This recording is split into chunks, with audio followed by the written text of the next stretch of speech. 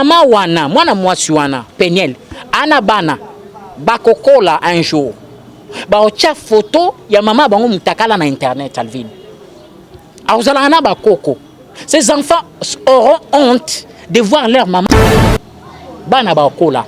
Bakomo mona sko maman exposée na internet. Les enfants seront couverts de honte de voir leur maman exposée nue. Ameka ko limité autour de sa personnalité, pas pour nous. Pas pour Pasteur Mike, pas pour tous ceux-là qui se disent, mais pour ces enfants qui regarderont demain, avec leurs amis, bakola déjà na ba âge na biso ba mona maman ba ba bimse mutakala na ba internet na ba photo, bakola. Peut-être ba na ba mkena ba mon impact eloko na Alvin. Ba mon impact ko kangango akosala boye, je suis américaine, moi ça n'est pas c'est pas non, yo américaine ti. Ba congolais bantou Alvin.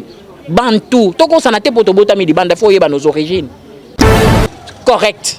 Je ne condamne rien na maman Peniel. Je ne condamne, mais je condamne la vidéo. D'abord, mais je reviens à côté naïe. Maman Peniel. Tu sais deux choses quand tu as contre Mobali. Nous avons contre Mobali. Alvin. Au cause de ma bé contre Mobali, au lieu de médias, aux offres Mobali, au lieu de médias, aux offres Mobali, au quand tu es choqué Mobali, Mobali, soyez les lois. Mais demain, tes enfants vont te regarder en face, maman. Au sala papa bisobo et poanine. Parce que ministère, carrière, oyo, pasteur Mike Azo mené. Hein? Le bénéficiaire, à part peuple Anzameza, bananaïf en font partie. Musique n'est pas beaucoup la banane. Tout ce qui peut détruire sa carrière, ou tout ce qui peut détruire sa vie, et qu'influencer même la banane, oye peigner la bota. C'est pour comment dire une copine passagère quoi. Pour ça libala babimi à sundoli à bois qui oui peigner la biblia qui mobali mo bazala ki ne awa ba biblia mobali mo basuki to ebité peigner la luka mobali mususu ça veut dire que mobali na basuki quelque part tu vois comment on va relation exactement. Un homme qui se respecte, un homme avec responsabilité, avec la tête, je parle d'un homme. Balaka Peniel jamais. Ah bon? Papa. Un homme qui se respecte à Kobala Peniel jamais. Comment ça? C'est trop fort. Hein, un homme qui se respecte à Kobala Peniel jamais. Et pourquoi? Parce que. Shalom, bien-aimés dans les Seigneurs, un grand merci na binonyon stubozo la na biso de partout. Bonzambe na bonzambe lola ezo futa simana onto ya koloba kenzama boto kwaye liso swapi na masa zo saibisa. Un grand merci na bande onyon stubozo benga biso bakomela biso bien-aimé nzamba lola amona bino bisika bozo landa biso la émission le tozana na tozalina évangéliste immortel kaniki azongeli biso lisusu. En tout cas na yende to solo moi masolo moi mingi bien-aimé dans les Seigneurs. Merci na maman na biso filo mukwa ya motema ya bivense de homo depuis Londres na maman Gisèle lukelo motema papa Emmanuel na Boston pe na maman Mami mbunga motema ya papa Blaise Mbunga na Suisse. Le pasteur Feza Missia, la bouche autorisée de l'Éternel depuis Zurich, Nzamba Lola Amono papa Bonzambe na Bonzambe Yesunde Mosukisi tozaina papa immortel. Shalom papa. Oui, shalom papa Alvin. Bonne santé, ça va? Nzamba zo salangolo. En tout cas, tous ces rien que la vérité, tous les bande au bazo la nabiso papa, aux anakin, au monion tout s'est passé na corps de Christ na kibonzambe, na lingaye que avant que tout côté dans Mosinga, tout le moi extrême que ya vidéo muke, on déconayo Peniel et moi c'est ya déconayo Mike Kalambay, azolo bakazali na célibataire, c'est de na prophète Denis si baya na bango bako ça ba demande ba CV azana libre quoi. Après c'est ba critère na quoi. Il y a mi ba réaction non papa. Bon, moi j'aimerais dire d'abord merci à tout le monde qui nous suivent et rapidement na mais peut-être qu'on s'excuser pour l'autre fois ba tebele ba mon peut-être un peu l'écolo parce que c'était sous choc ya kabiloko oyo et bimanki Alvin rôle na biso ezaya ko zala ba berger na kata temple na kata église. Lorsque le mensonge commence à prendre la place dans l'église, lorsque de mauvaises choses, comme l'apôtre Paul a toujours dit, il faut dénoncer. Ce que j'ai dénoncé l'autre fois, c'était le mensonge autour de ce qui s'est parlé hein, au travers d'un homme de Dieu qui est passé à la télé pour dire quelque chose qui n'existait pas. Alors, Chokwana, on était vraiment très choqués qu'on avait aussi droit à il y a réponse, hein? Droit de réponse n'est pas le bar. Bon, pour n'en dévoiler à moi aussi que j'aime aussi, je salue d'ailleurs en passant. Bon, c'est sa vie, hein? Chacun a sa vie, Alvin. Chacun a sa vie. Il y a le bien comme libre et puis il y a libre. Parce que dans le banin, tout le monde est natif le bien comme libre. Il est bon comme libre. Ouais, bon, bah, ça, la demande, bah, ça, bien que moi, je ne sais pas, bon. Je ne sais pas quoi dire autour de ça. Nature comme on a que on a avec moi il y a frère Mike Kalambai comme le loco na pasteur prophète des nations de Niles à propos bazo tenir comme on bon Alvin eza eloko moko boye bon nga na vidéo wana ba dire Yann de Copeniel bon ça me fait pas c'est une femme qui a besoin aussi de la vie, qui a besoin de faire sa vie, de construire sa vie. Elle connaît ce qui est passé, n'a passé, naïe. Yenda Yebi, moi, mon frère aussi, le pasteur Mike, que je salue rapidement. À la femme, il y a pasteur Nabiso, qui est un ami, un grand ami, un frère à moi. Papa Mike, que je salue. Dur naïe et déranger, vraiment. Ce qui m'a un peu dérangé, c'est la vidéo que j'ai vue. Au Moni, homme de Dieu, soit leader, au Babema Liboso, qui sont nos grands frères, nos aînés, nos parents, bangonde bateya biso, notion à éthique pastorale, morale, déontologie, tout ça là. Éthique pastorale. Je ne vois pas ça bien, hein? Je ne vois pas ça na bien. Bien que nous connaissons biso Peniel, ils ont mabete, ils ont mabete Alvin. Mais na ya na éthique pastorale, hein? Je ne vois pas ça bien. Bavant na plateau moko na prophète, hein? Bazoloba tout bonnement tout ce qui est en train de se dire là. Alvin, il y a une vérité qu'on doit se dire en face. Ça, je vais te dire ça. Moukileko ça semblant. Le monde peut faire semblant de ne rien voir, mais beaucoup connaissent la vérité. Au moment où sortie médiatique, il y a surtout à Peniel. Ils ont un impact terrible dans la vie. Il y a pasteur Mike. Ah bon? Ils ont un impact sur sa santé. Peniel, excusez-moi, maman Peniel, parce que c'est une mère des enfants, avec tout respect. Moi, j'aime respecter nos femmes. Maman Peniel, moi, si il y a babala nambongo 1, 2, 3, 4, 5, baboti bana mi balé. Eza petite amie Makangouté, moi si. Tu vois? Alors, même par notion il y a morale, hein? Notion il y a morale d'un homme de Dieu par rapport à un autre homme de Dieu. Je vis cette vidéo très mal de voir un homme de Dieu en train d'encourager et dire tout ce qui est en train de se dire dans la vidéo. Et ça ne passe. Peñe la gosa ba vidéo na yende en lingi aza mutu ana besoin ya vie na ye aza na droit à vivre. C'est comme si abana ko cacher caractère mobo sima ya pasteur Mike Kalambai. Beaucoup de choses sont sorties après. Parce que nous, la première Peniel qu'on a vue n'était pas celle-là qu'on voit aujourd'hui. Exactement. Ndelo na ebisio. Ba sorti nyonso ya Peniel na ba vidéo, même son émission té. Na ba vidéo et ça na ba impact sérieux. Tu sais dans un ministère, hein? Dans un ministère, la première des choses un homme de Dieu doit réussir, c'est sa vie de la famille. Un homme de Dieu doit d'abord savoir gérer sa famille, sa femme et ses enfants. Très important, bien que Toyebi que diable attaque la famille, il y a Bassal Nzambe. Mais la première réussite dans le ministère, il y a Moussal Nzambe, il y a d'abord gérance. Parce que c'est la première institution que Dieu a établie au APCIO. On gérer foule ya batouté sans on gérer moi si na bana na yo tezalate. Yango moni ba ministère belé ba sala nzambe ba échoua à cause eloko wana. Omoni et belé ba cause la ba sa makelele belé beaucoup de hommes de Dieu qui ont divorcé sont allés vivre na bango selon ministère au mona kezana shit ya sanate bien échec ya sanate. Parce que ils n'ont pas su gérer leur vie de foyer, leur vie de maison. C'est très très important. Peu importe le motif ou la cause où est créé Babylone, mais l'on a apporté un shit dans le ministère. Tu vois? Alors, dans le moment où et l'on a qui avant, pasteur Mike va consacrer et puis tout ça là, a bandit ministère. Moi, je pouvais voir Maman Peniel a continué à vinailler, à Salamaraminaye, mais d'un côté, étant que moi, si ex, il y a Moutoumoko Bouye, c'est une star, bien que c'est un serviteur, pas un star, Bazalate. Sorti naie ils ont créé un impact à Makassi Parce qu'il y a des gens qui connaissent la parole, qui regardent, qui disent. Tu vas dans l'église et tu vas total. Ah, oh t'es abissonini, t'as moi sinon m'en ça là. Bien qu'à ex. Yo okoka ko convertir moi si na yo te biso ndo yo convertir biso. Quelque part ça crée l'incrédulité na mitema ya bandimio bazolanda yo. Omoni? Donc chaque fois moi si na zo bimaka ba me yango moni basala nzambe bele o mona a divorcé un mois avant d'imoigner eza ba obasi bakenda ba limwa boye ba lobare lokote. Mais ba sorti na ba médias na ba réseaux sociaux ça papa toko ko sana na biso na ba vidéo toko ko sana et na ba impact au sanate. Chaque fois à tel ko za obatama et bandozong sont na surface. Parce que so tali ba émission nyonso ya Peniel à cause la lo ba makambu na ye nyonso na ba commentaire ba tu ba chaka kaka kombo ya pasteur.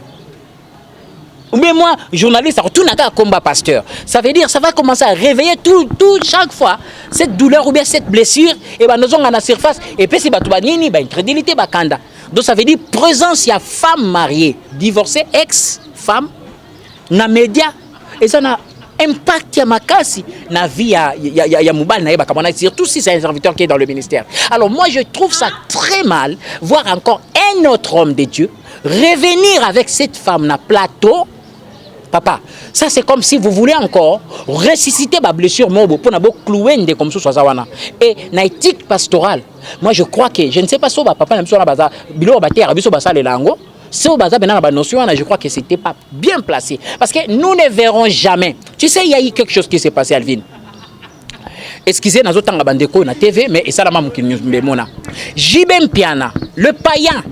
La Bible nous dit est-ce que la nature ne vous enseigne même pas la nature ne vous enseigne même pas, Alvin. Les païens, Jubem païen à Piana Kaboni na moi sinaïba, bali pas Didi Kinwani. Ba invité ouera son na mariage. Aboya avec cachet s'il vous plaît. Ba to auto traita ka ba païen, ba voyou, ba nyonso ba sataniste. Aboya juste pour question ya morale, na respect ya personnalité ya muninga na ye. Ba tchele caché. Tu sais c'était pourquoi? C'était pour humilier son ami. Non. Je peux. Toko fingana, toko sala ba guerre, toko bomana na momana kutu guerre ya makasi, ba fanatique na mo ba bunda na banzela. Mais Ouera pouvait faire ça aussi pour prouver son ami. Mais Aboya Alvin.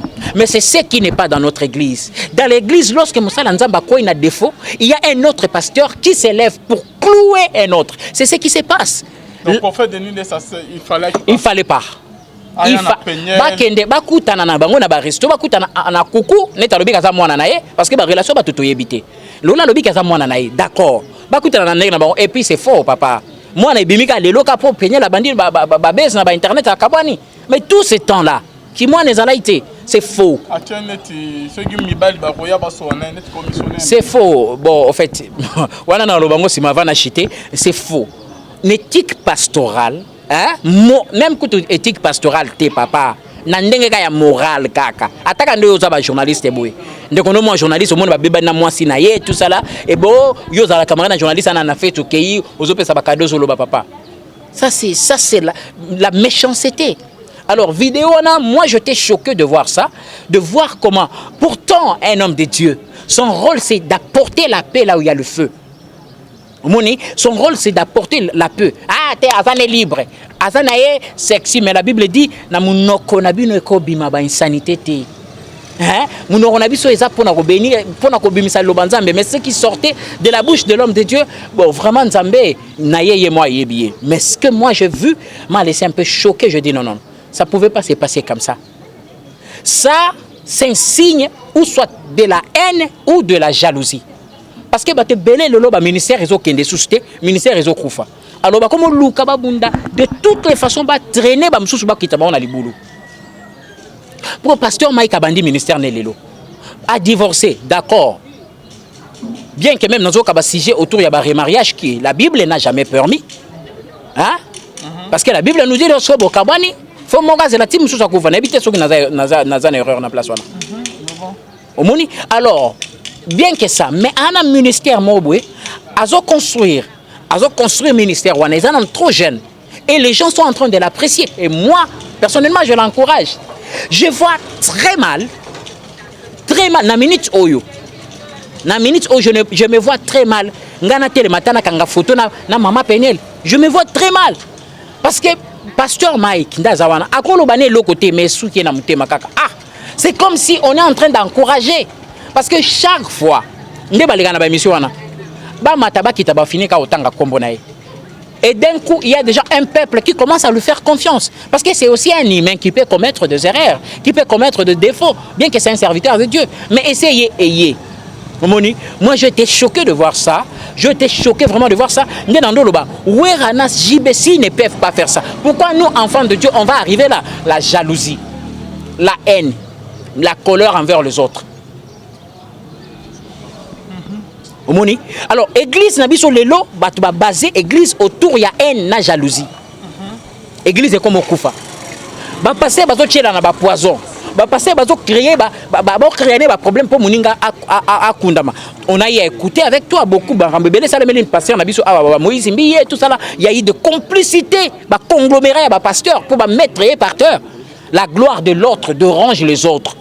C'est ça la méchanceté. Alvin, moi j'ai toujours dit les lots oyo soyez batu ba kendelo les aba païens. Les lots oyo au moins ba voler rien à croire batu ba kendelo les aba païens parce que ba chrétien ba manifester niveau ya haine na méchanceté na niveau moko ya sanate. Chrétien de baté avec obéissance mato sarate. Chrétien de baté avec koya avant heure mayak avant RT. Chrétien de baté avec kopé ça m'a pé sarate. Chrétien de baté avec impudicité na sala avec impudicité. Mais il y a un païen peut-être raté ya maté. Même quand là se convertir au monde que azo avancer ma case si biso totalement en église kala to moyo ke jalousie. Kanda. Regarde ce qui se passe dans les réseaux sociaux. Et tout ça là se passe dans les réseaux sociaux. Bah rancune entre bah pasteurs. Eh Marcelo na relax sayo. Eh Mutombo na relax sayo. La Bible me dit dans le livre de Jacques Awa, n'entanga rapidement. Hein papa. Quand même tozo eza émission to otéaté mais parole de Dieu qu'on raté. Jacques chapitre 4 verset 1. D'où vient le lit? D'où vient le querelle parmi vous? N'est-ce pas de vos passions qui combattent dans vos membres?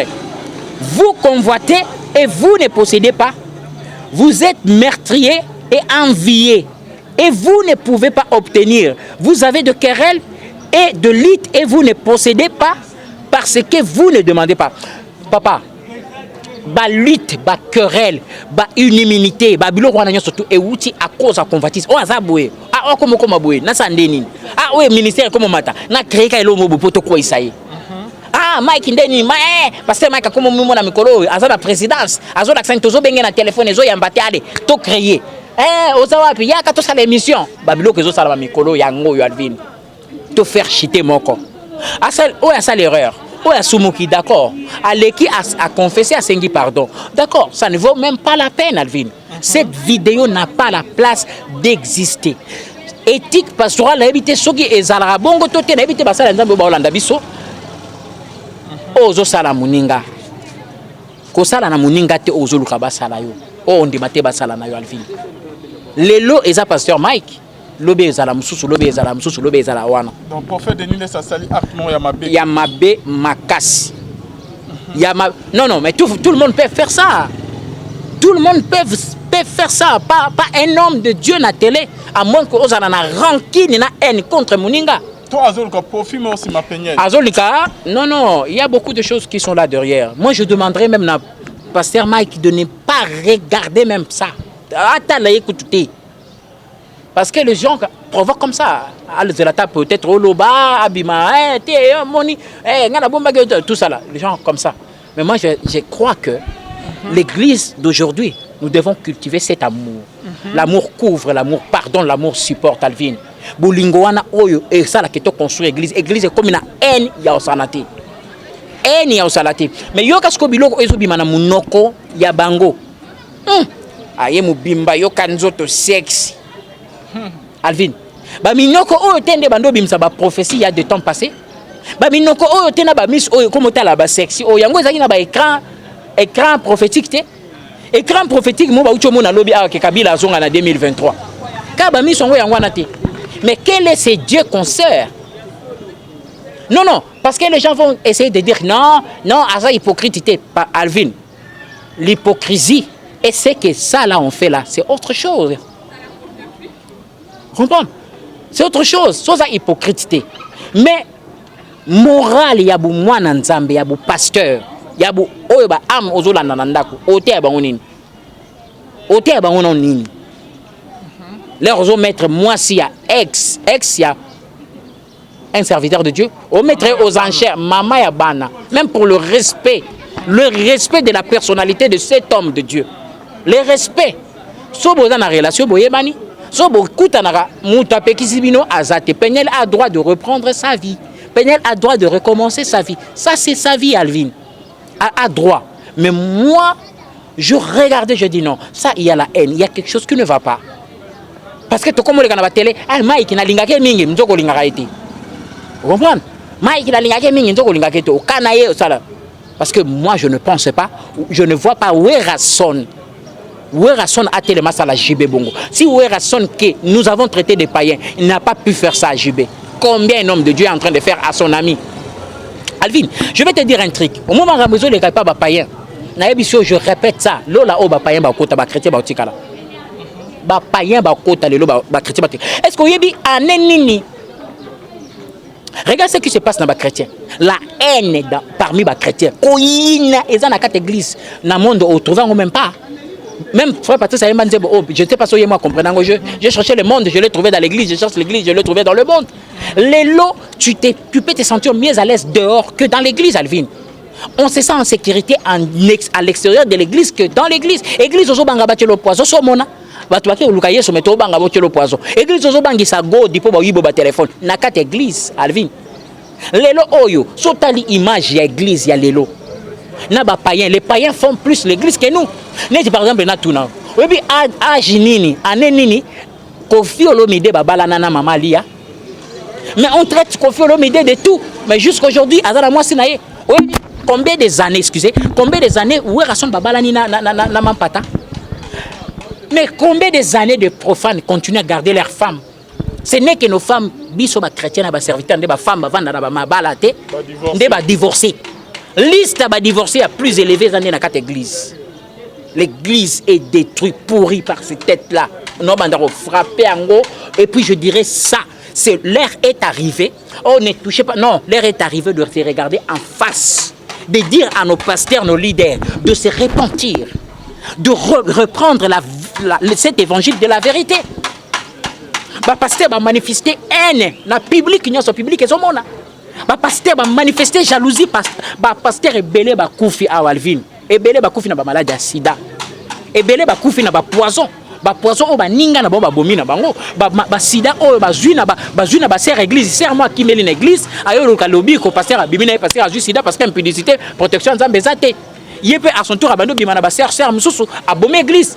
Tu sais combien de personnes sont contaminées à l'église? L'église. Alors voilà là où on en est. Maintenant la guerre, et l'on voit dans la coulisse, est commis en plein air dans les médias. Guerre est commis en plein air dans les médias où on se tire à bout portant. Moi, je n'interdis pas des sorties médiatiques. Il y a prophète Nabiso. Parce que parmi les choses qu'il dit vraiment des choses vraies. Parce qu'Ayebi, ils ont été des amis. Bazala amis, banda komela, bazo kuta la bando mela Alvin. Non bando mela. N'habite sozo ka langage nanga. Bando mela maïté. Moni maïté. Alors à ce niveau-là, c'est que bayebani moni. Alors moi je vois s'ils ont des comptes à rendre.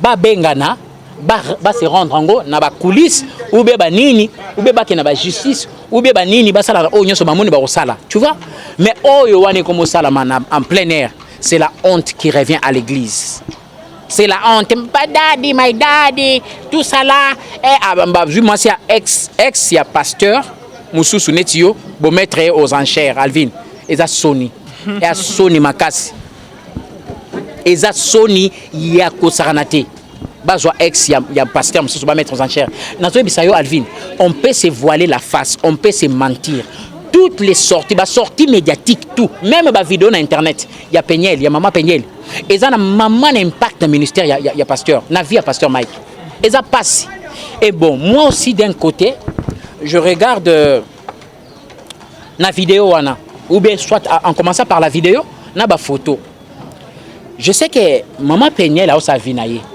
hein Mais en la regardant, tu vas voir que c'est une femme avec personnalité. Hein? Une femme vraiment avec personnalité. Hein? Au monde, vraiment.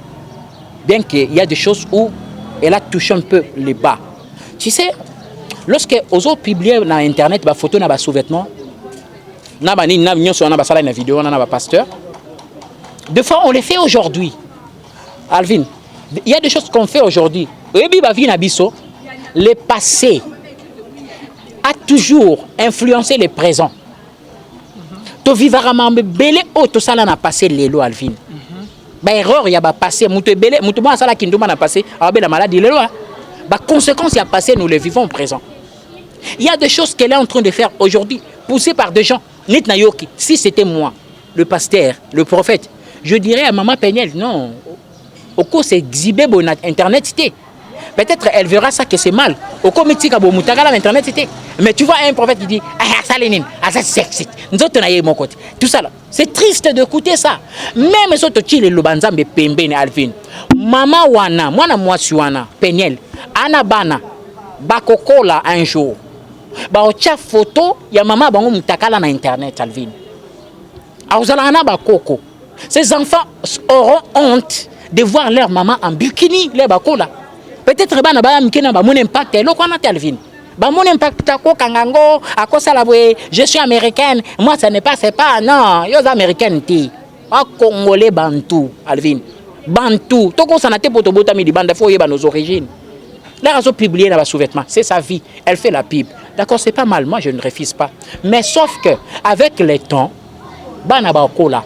Ba comme moi na maman exposés dans Internet. Les enfants seront couverts de honte de voir leur maman exposée nue, à moitié nue, dans Internet, qui était encouragée par soi-disant des hommes de Dieu, des prophètes, qui disaient ils sont sexy. Non. Alors ça la business naïe, alors ça la affaire naïe, que tout à fait normal, qui a sa vie. Deux fois dans la vie, il faut savoir tourner la page. Correct. Je ne condamne rien dans maman Peniel. Je ne condamne, mais je condamne la vidéo. D'abord, il y a mais je reviens à côté naïe. Maman Peniel, tu sais des choses quand tu as contre Mobali, tu as contre Mobali, Alvin. Au cause de la mabe contre Mobali, on a média, on a fait Mobali, on a média, on a bloqué. Quand tu es choqué Mobali, Mobali, mais demain tes enfants vont te regarder en face, maman. Au sala papa bisobo et poignine. Parce que ministère, carrière, pasteur Mike Azo mené. Hein? Le bénéficiaire, à part peuple Anzameza, Bananaïf en font partie. Musique n'est pas beaucoup la banane. Tout ce qui peut détruire sa carrière, ou tout ce qui peut détruire sa vie, et qu'influencer même la banane, oye peine la bota. Même bana oye va payer prix Alvin. Alors moi je demanderais à maman Peniel d'essayer un peu de réfléchir autour pas de ce qui se passe aujourd'hui. Des fois ce qui se passe aujourd'hui nous fait mal, très mal. Des fois on perd contrôle, sous émotion on réagit. On réagit au leki na TV, au saliboye, na libre, na zaboye, au publier ba vidéo na ba sous-vêtements, ba photo na ba sous-vêtements. Ce qui n'est pas mauvais parce que ta vie, personne ne contrôle ta vie. Mais les conséquences qui viennent après, les enfants grandissent. 10 ans plus tard, Zion ou Benin l'autre, bakoli, bando vanda sikona ba petite amie na bango, ba vanda. Petite amie na ba camarade ba babi misa ba photo ya maman, yo avi n'habite sozo comprendre. Dès que tu vends na ba âge oyo, au moni ba babi misa photo ya maman ou ya ngai na sous-vêtements. Tu vois ce que ça va faire? Na ba âge oyo moni ga ba bimisa lo photo ya maman bino na sous-vêtements. Tu vois? Deux fois lorsqu'on fait des choses maintenant, on ne réfléchit pas à ça pousser. Mais moi je croyais, à côté d'un homme de Dieu, peut-être un homme de Dieu pouvait la faire réfléchir de cette façon. Mais dans mon ibake nango bongo, ba mettre aux enchères, mon toto olinga benga tuna dadi nanga yes. Mon toto ko tuna dadi yes. Et bonga sanini, eza vina yaza sexy. Ah tikal na sous-vêtements mi pende neza bien. Mais moi, je vais apporter un conseil à Maman Peniel. Maman Peniel, tu as connu des choses terribles. Tu as connu tout ce que tu peux connaître. Ton histoire avec le pasteur, ton histoire, ta vie, ne concerne personne sur les réseaux sociaux. Ni nous tous, ni le pasteur, ni non. Ce que tu as connu, ta douleur que tu as endurée, ta joie, tes larmes et ta limoutouté. Alors ne permets pas qu'il y ait des conseils autour de faux qui n'ont peut-être pas de conseils à t'apporter, induire une erreur. Il y a des choses qu'on fait aujourd'hui. Aujourd'hui, on ne voit pas les conséquences, mais demain, ça pèse. Même les conséquences de tout ce que fait les hommes de Dieu, on ne sait pas les médias. Ça, c'est papa. Lobby. Église, c'est ce que je là, ranking au pasteur va créer dans Internet.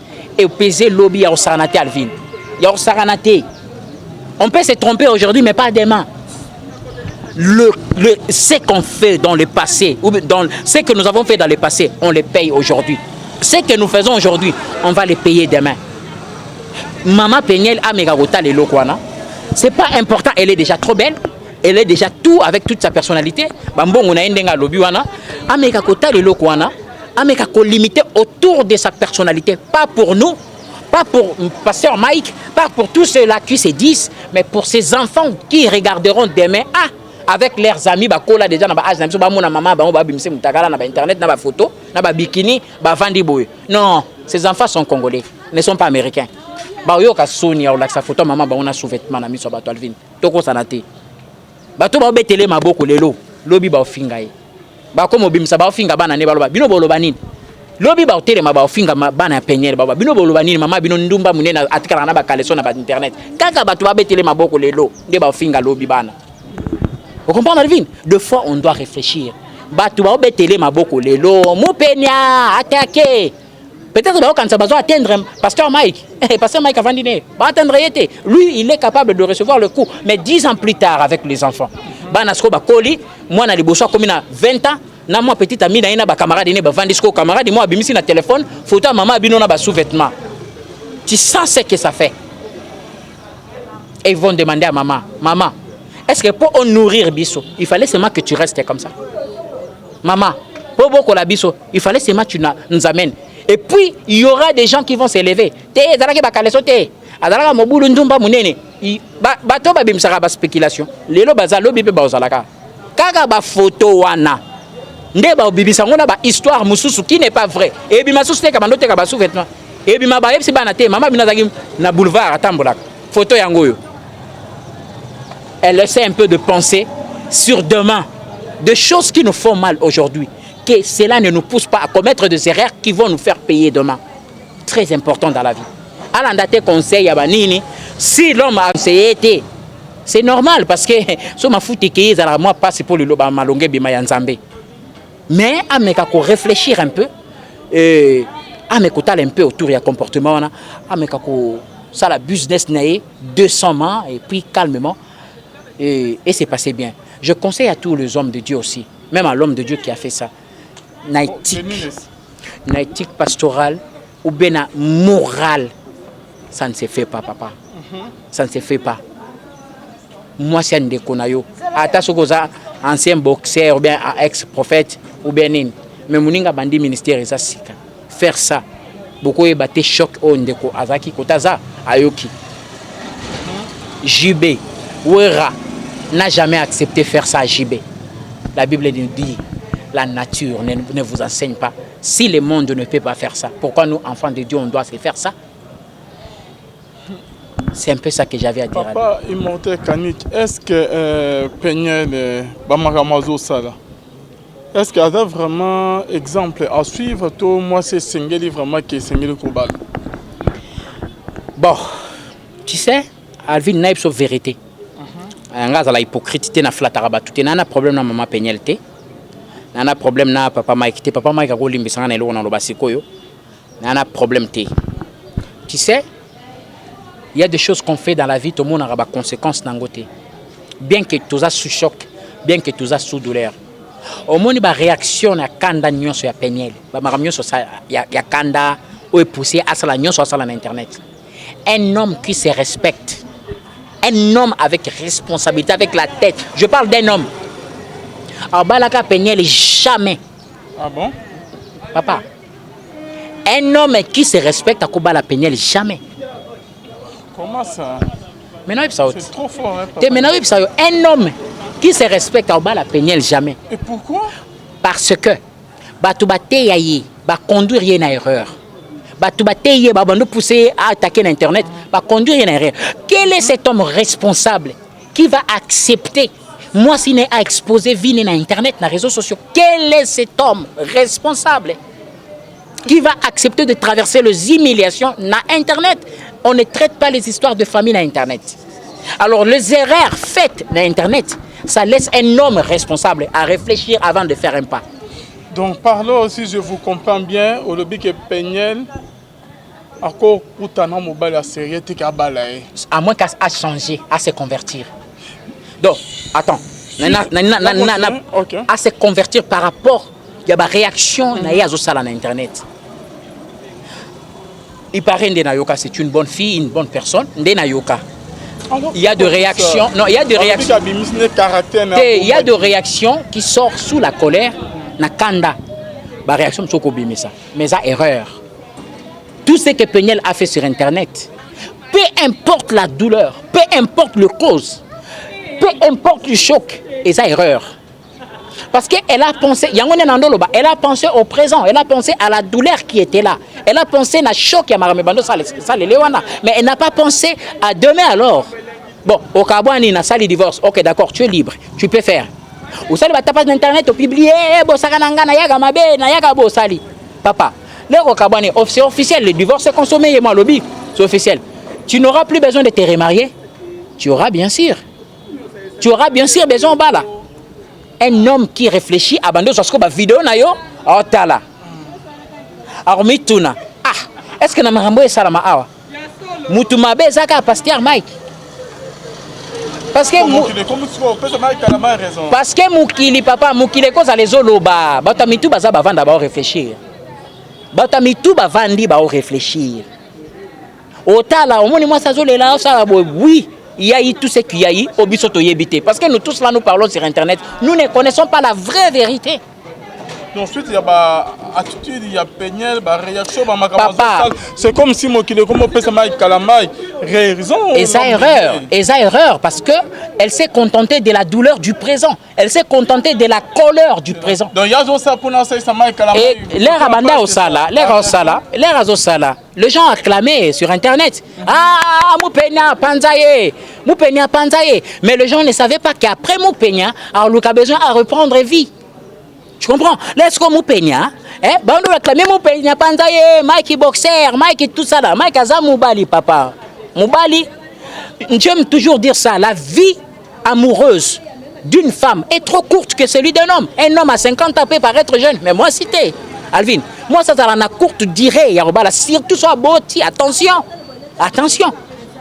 Mike a vendu 50, 51, 5, 60, tu peux boire, mais moi ça 60, il faut que je landama. Tu comprends? L'erreur est bandi wana. Peu importe le choc, peu importe la douleur, peu importe ce qu'il y avait, il fallait battre tango. Mais c'est là ce que pourquoi Makambo Baganga qui n'a internet va conclure pour traiter dans l'amiable bâti que la Mike Bana. Vous voyez les erreurs. On commet d'abord les erreurs avant pour réfléchir après. Parce que bilok oba solo li lelo, les bavandi ba solo la pour ba libérer bana ba yokana. Il y a eu conversation. Non, Mike a côté papier maman suka bana bimi non, ba kuten ba solo li. Mais pourquoi ils ont parlé na calme? Pourquoi ils n'ont pas parlé na calme? Bilok nyo surtout peigné la bande sur internet. Poussé par la foule, poussé par le public. Le public, des fois, te pousse à faire des erreurs. Et pousse ça à l'erreur sans réfléchir. Le public est poussé. Maintenant, là, accord. Alors, après, yo comme un moloba. Bah, tout va pousser que moupena, comme Mike Azan a raison. Moi, je suis de l'Arabiso.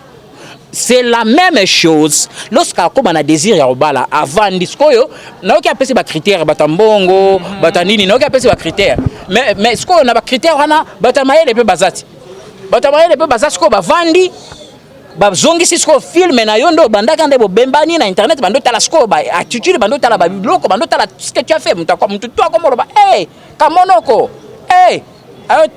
internet c'est héros. À cause c'est pour comment dire une copine passagère quoi. Pour ça liba là babimi à sundoli à bois qui mais oui penya la publia qui mobile mo bazala qui newa ba publier mobile mo basuki to éviter penya la luka mobile mususu ça veut dire que mobile na basuki quelque part tu vois. Comment on a relation exactement, c'est là que je vais aussi en profiter pour la donner conseil à la prudence dans la relation parce que te belé bazoyana OK mutambongo ni mutambongo be aruvanda ya fandaka atalika oko pa Alvin okokoloba nyonso koloba sirma te mobali na tozalaki na ye asalanga mabe mobali na tozalaki na ye asalanga boye mais mutu zolobela za pe mututi azana mutu azo réfléchir avant d'otala ka yenda azalaka mabe yote ka yenda za mabe yote. Mais papa elo mo lobin si ceux qui na comprendre yo bien olobi que Peniel a kitoko za bien mature à cause on a mibali oyo azoluka à cause on a mibali mais akutana mobali un homme raisonnable avani na abali eza passe Alvin eza passe et comme il ka mangolo nzambe parce que ngolo nzambe esalamaka mingi surtout so zaina raison oza la peine raison za conscience on se repentir pour changer pe donc Peniel Lazana ana mambe belé face changer ça na ba caractère ne yakati d'abord ses attitudes sur internet c'est sorti il y a aucun homme qui va accepter sa femme exposée sur internet pour dire tout ce qu'elle dit. Omoni bien qu'alobane a fingane mutute, bien qu'alobane mabe a mutute, mais l'horreur est partie de traiter ces histoires de famille sur internet et permettre n'importe qui mettre la parole. Et bah si net par exemple, et là on a bandelango sous Alvin. Oui bien là peine la bimisi mamba Mike na internet. Hein? Là la bimisi mamba Mike na internet. Batu ba fingi Mike ba pesi pasteur Mike hein excusez c'est le pasteur Mike mais na benga Mike poto aussi to mesana MK mais c'est le pasteur Mike bien sûr batu ba fingi pasteur Mike na internet ba fingi ba njiro na tika na internet bana ba kola bando tanga ko finga nyonso tout papa banga fingama bando tala les enfants ne vont pas chercher à savoir ce qui s'est passé pour vous dans le passé entre vous. Les enfants vont regarder maintenant, mais pourquoi nous on paye les prix de ce que vous avez fait dans le passé? Tu vois? Babylone que belé mon basali et zala influence makasi urbana. Papa Eza Passi Moubali, je parle d'un homme, un vrai homme, un homme mature, responsable, surtout bagou et puis ça fait bagou na yenda lobby. Alinga mutambongo, mutanini. Eh papa, mutango pe mbongo ya mayele pas au talat. Ndazawana, moi, l'évangéliste est immortel. Avec tous les respects que j'ai surtout pour le pasteur Mike et pour elle doit prendre du temps de se reculer d'abord des réseaux sociaux. Soit à tenir en libala. À moins qu'elle na nini ne ya business ndalingi abalati. Parce que ça c'est ce qui pointe à l'horizon. Ce qui pointe, soit azaka na réseaux sociaux abalati azaka wana. Azalaka wana abala na eti. Azaka wana zotanga taswa ngabimza kaka ozisho mobali msusu ebongo ya Côte d'Ivoire bakabane susu Congolais mutute les humains sont bizarres ils t'acclament aujourd'hui là abimisi relation amina ya Côte d'Ivoire oki ba Congolais nde babando clamer Michael kansaki nini Bogar ye abimi Bogar lobi toki supenyalo tena lokambali eboya Côte d'Ivoire akio api yele otelengani papa Congolais za mutute babloko ebele ba betele maboka ba endurer na ba erreur ya makasi. Elle doit d'abord, si c'est une femme responsable, une femme crédible, une femme qui réfléchit, à longue dans les réseaux sociaux, à longue dans en fait, les réseaux sociaux côté à longue plus pour la business, mais à longue dans ma vie, ma relation amoureuse na yé, ma intimité na yé, ma vie privée, ma vie à babana, ma vie à longue dans les réseaux sociaux. À l'oukina comment soigner l'image là qui a été biaisée sur internet. Après 6 mois, une année, 2 ans, 3 ans, à quoi revenir? Bah quoi ça l'entendait, bah ça l'a peine lié, le rôle là-bas aux enchères. Ouais, lingi na ya gozoa. Ouais, lingi à mon teke mais là, bah ça les beaux, bah teke mouké. Quand même après tout, ça là moi aussi un grand homme, hein. Bah quoi teke boy pétété. Ouais, ça n'a pas critère à aux ouais, ça n'a pas critère na ya aux wanae. Mon teke bah dévaloriser. Une personnalité comme Pasteur Mike, sa femme doit être respectée. Même si c'est son ex, elle mérite du respect. Même si c'est son ex, elle mérite du respect. Parce que le respect là qu'elle mérite, et revenir à Moubali, il est même dit à Moubali Naï, que nous tous nous respectons, nous avons la considération. Je demande à Maman Peniel et à l'homme de Dieu, le prophète, bah arrêter comme ça la bilo koana. Parce que bah sorti wanana bilo basalana. Et ça n'est pas lingabo blessé ka muninga, boxé ka passi, tout ça là. Na habité poanine. Je sais pas pourquoi. Hein? Donc un homme responsable, elle passe. Alors j'en ai qu'à Moubali, la catégorie n'est Côte d'Ivoire, à moins qu'elle a changé nzamba yo kele mawa nzamba mona peke na makambo yo le kaza na raison a pesaye permission à reprendre vie na ye sauf que na yebi quelque chose hein Bible le barso bo divorcer faut moka kufa. Merci beaucoup l'homme de Dieu, merci l'évangéliste immortel Kaniki. C'est la fin de notre émission. Conseil à prophète Deniles. Aussi au petit Peniel, on a Deniles au hasard accompagné. Banzoko Balia n'a raté papa. Et là on a Oloba, Banzoko Balia n'a raté. Je m'aimerais so ba na ba relation ba gardango entre bango. So ba na ba relation ba banda kalanda lobi ba gardant entre bango. Mais faire ce qu'ils ont fait l'autre fois dans la vidéo. Bah habite passe au causé muninga na mpanzo kuna. Papa na c'est le mot vérité. Au moins moi si hein. Na biso moi je obi na uto perdre madame nanga. On a fait presque 13 ans. Papa moi si oyo bobota na ye. Ata so boka bwana so moni maboka mutu muso c'est soit kamabe yaya. Et soit mobali nyonso ata moi si nyonso qui se respecte. Moi si na mona bena donc et soit ka.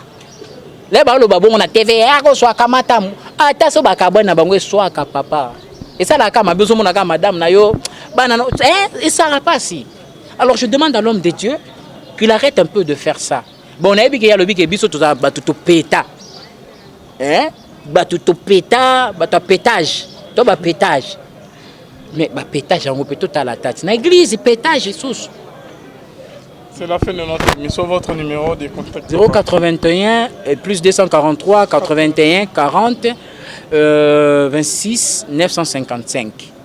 Donc je demande à l'église de Dieu, l'église du Seigneur, tout comme il attend où il faut restaurer vérité n'est si kanango. Banti valeur nyon son akat église. Essayons un peu de se réveiller, mettre ça de côté. Tout ce qui n'honore pas notre Dieu. Oh les autres comme il a sonné même pas à Romeka Koloba devant Bapayan à cause de ce que on fait. C'est comme Obima. D'accord, beaucoup de gens clament non, Nzambazo dévoilé. Merci. Lorsque Nzambazo dévoilé. Mais la Bible dit lorsque Jean vient, Alexis, voici l'agneau de Dieu. Lorsque Bino Boye pour dévoiler, l'agneau de Dieu, c'est vous dévoilez sans montrer la solution après. C'est ça le problème. Vous dévoilez sans montrer où est la vérité afin que le peuple ensemble se retrouve.